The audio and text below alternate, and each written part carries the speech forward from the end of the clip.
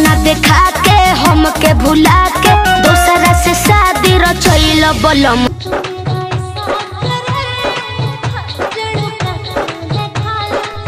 Hello বন্ধুরা, আজকে আমি আপনাদের সাথে এমন এক দিদি ভাইয়ের সাথে পরিচয় করিয়ে দেব যে সে খুব অল্প সময়ের মধ্যে শুধুমাত্র ডান্স ভিডিও বানিয়ে প্রচুর পরিমাণে জনপ্রিয়তা পেয়েছে।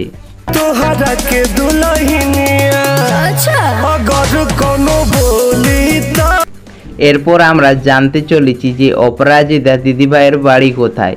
তো তার বাড়ি হচ্ছে নদিয়া জেলার হরিণঘাটাতে।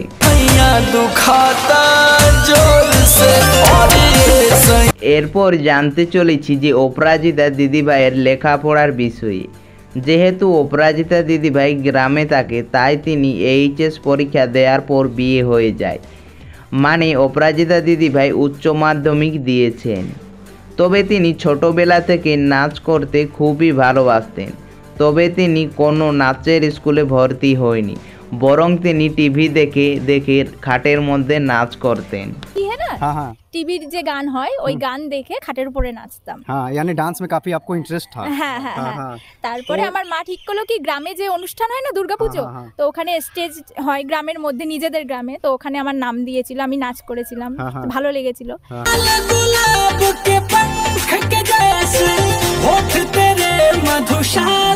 এরপর আলোচনা করব অপরাজিতা দিদিভাইয়ের ফিজিক্যাল বিষয় নিয়ে। যেমন তার উচ্চতা হচ্ছে 5 ফুট 1 ইঞ্চি এবং ওজন হচ্ছে প্রায় 55 কেজি। তার চোখের রং এবং চুলের রং কালো এবং তার বর্তমান বয়স হচ্ছে 30 বছর।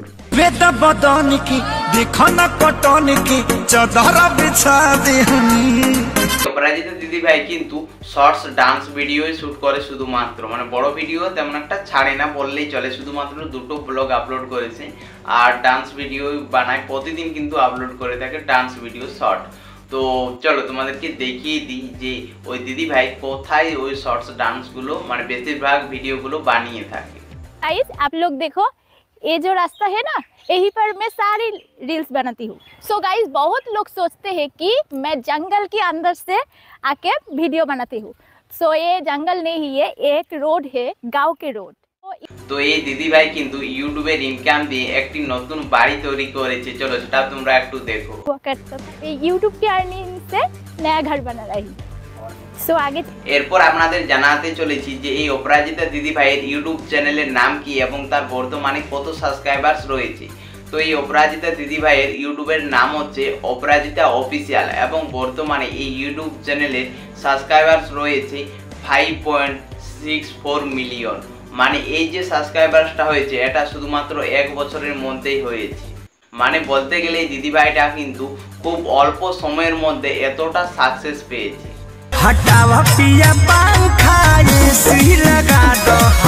আলোচনা করতে চলেছি যে অপরাজিতা দিদিভাই প্রতি মাসে কত টাকা ইনকাম করে।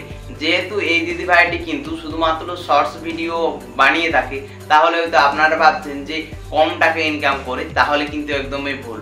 এই দিদিভাইটি কিন্তু অন্য ইউটিউবারদের মতো মানে ইউটিউব থেকে অনেক টাকা ইনকাম করে থাকে। দেখো তবে ইউটিউবের ইনকাম বলতে গেলে কিন্তু প্রতি মাসে সমান হয় না, যেটা তোমরা সকলে জানো যে যেমন মাসে যেমন ভিউজ হয় সেই মাসে তেমন ইনকাম হয়। তবে একটা কথা বলা যেতে পারে যে দিদিভাইটি কিন্তু প্রতি মাসে ইনকাম করে থাকে প্রায় 2.5 থেকে 3 লক্ষ টাকা মতো।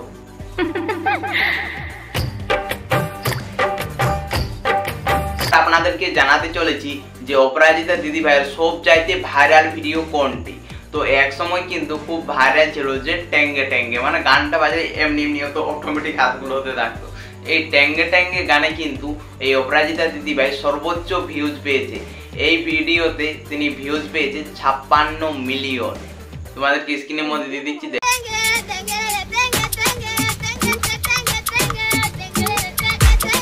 তো এই ভিডিওটা হচ্ছে অপরাজিতা দিদিভাইয়ের সবচাইতে ভাইরাল ভিডিও।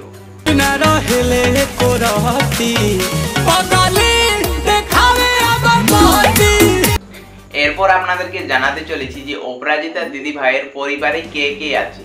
তো অপরাজিতা দিদিভাই যেহেতু তার বিয়ে হয়ে গেছে এবং তার বিয়ে হওয়া 7 বছর মতো হয়েছে এবং তার একটা বাচ্চাও রয়েছে 4 বছরের। তো বাচ্চাটা তোমাদেরকে স্ক্রিনের মধ্যে দিয়ে দিচ্ছি, দেখো।